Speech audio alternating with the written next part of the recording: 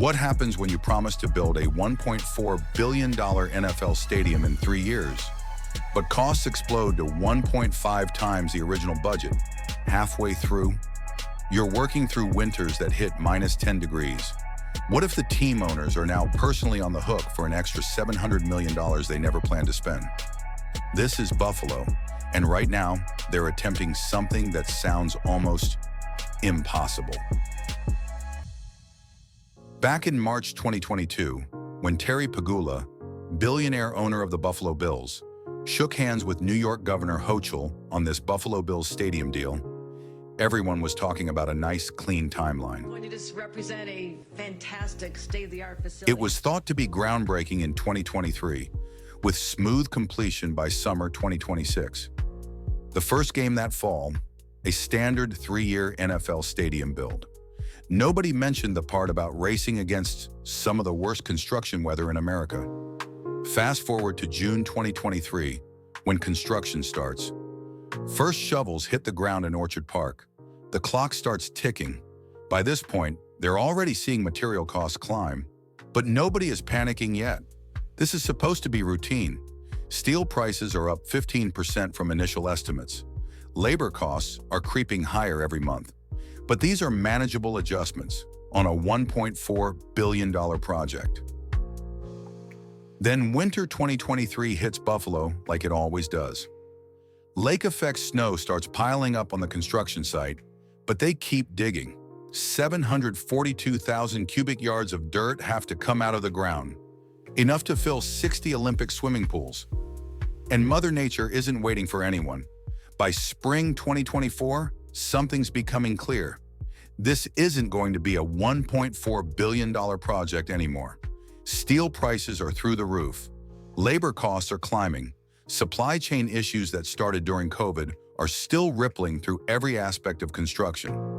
Material costs alone have jumped 40% since the original estimates. The Pegulas are looking at budget projections that make no sense anymore. $1.6 billion becomes $1.8 billion. Then something north of $2.1 billion. But they're committed. The NFL has already approved the project. The public funding is locked in. Walking away now means losing everything they've invested, plus facing potential relocation pressures. So they double down. The work continues. Then comes winter 2024 to 2025. And this one's brutal, even by Buffalo standards. The Christmas blizzard of 2024 dumps over 4 feet of snow in 48 hours. Highways shut down for days. Temperatures hit -10, with wind chills approaching -30. Winds sustained at 45 miles per hour, with gusts over 70, make it dangerous to operate cranes over 50 feet tall. For 20 consecutive days, major work just stops. You can't safely move massive steel beams when you can't see 50 feet in front of you. This is where most projects would collapse. 20 days behind schedule, on a project with zero margin for error. March 2025 rolls around, and somehow, against all odds, they've caught up. How? Construction adaptation that most warm weather cities never have to consider. They moved everything they could indoors. While the exterior work was frozen, crews were working inside the steel structure on anything that didn't require perfect weather. Electrical systems, plumbing infrastructure, interior framing, work that needed to happen anyway, but could be done regardless of conditions outside. April 4th, 2025. This becomes one of those moments that defines the entire project.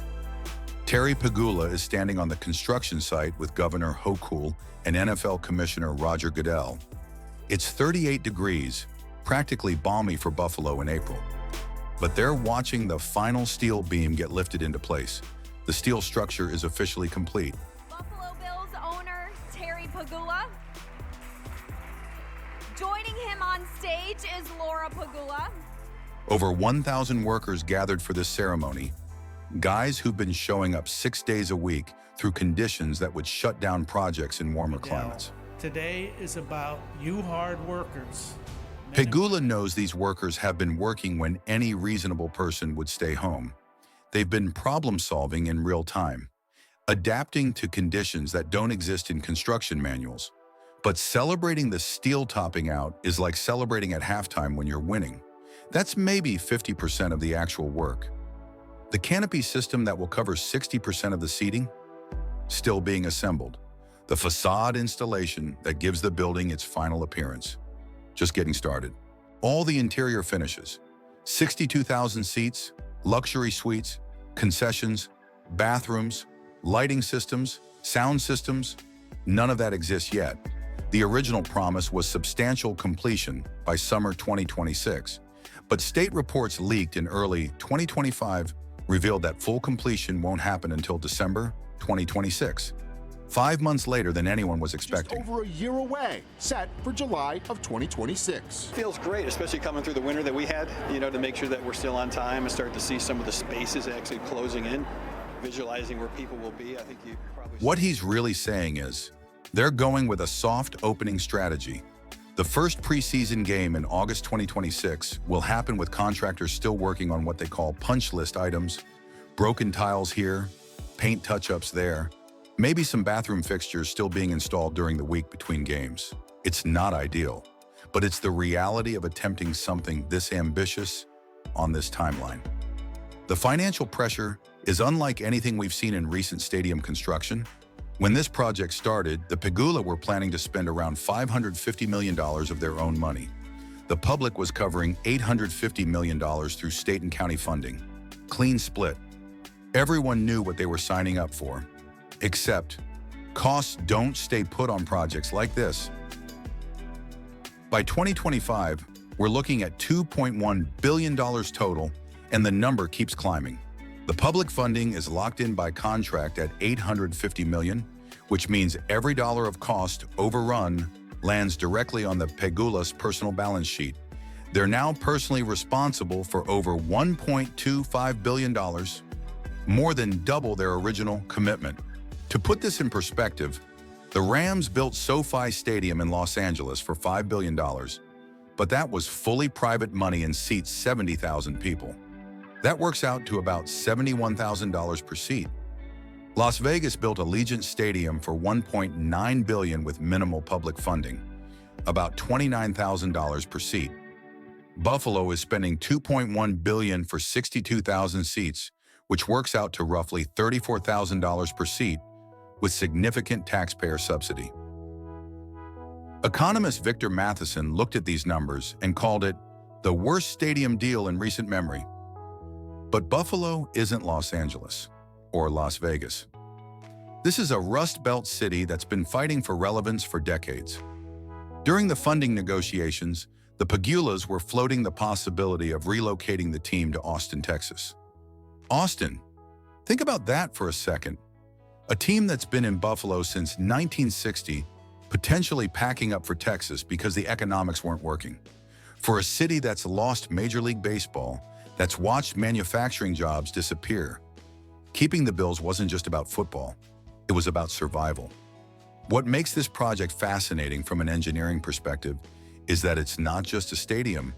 It's a stadium designed to survive Buffalo. It has the world's largest heated roof system. Here's how it works. There are sensors embedded throughout the roof structure that monitor snow accumulation in real time. When dangerous loads are detected, a network of heated cables activates to melt snow before it becomes a structural problem.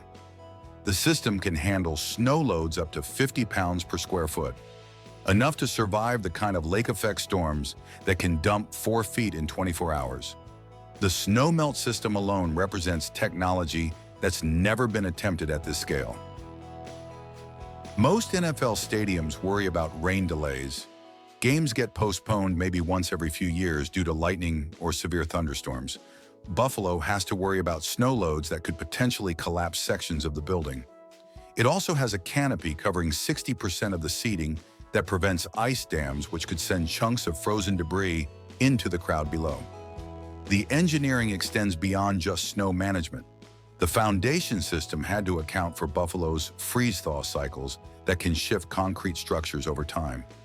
The exterior facade uses materials specifically chosen for their performance in extreme temperature swings, from -20 in January to 90 degrees in July. Even the drainage systems are oversized to handle the massive water volume when snow melts rapidly during spring thaws.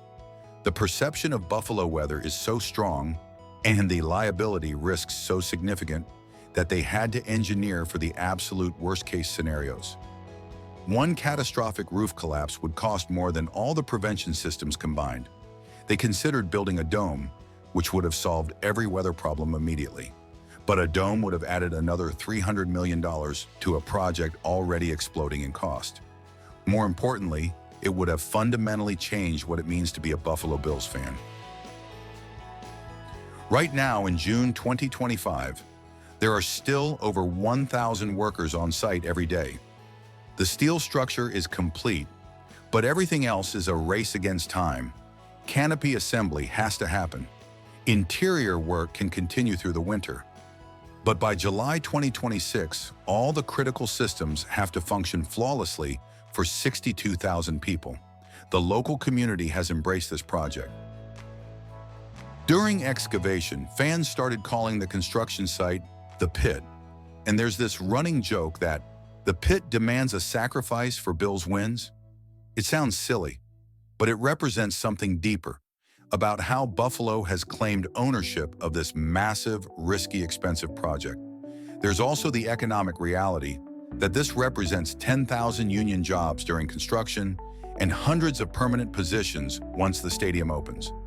Local businesses are betting their futures on increased tourism and foot traffic. So, can they actually pull this off? The steel structure, topping out on schedule in April 2025, proved that major milestones can be hit despite brutal conditions. The soft opening strategy for July 2026 is realistic given the timeline pressures. And honestly, good enough to play football might be exactly the right finish line for a city that's survived economic collapse and record-breaking blizzards. In December 2026, Buffalo will have pulled off one of the most challenging stadium builds in NFL history. Not because it went smoothly, but because it succeeded despite everything working against it. That's the Buffalo way. So can Buffalo actually pull off a $2.1 billion dream?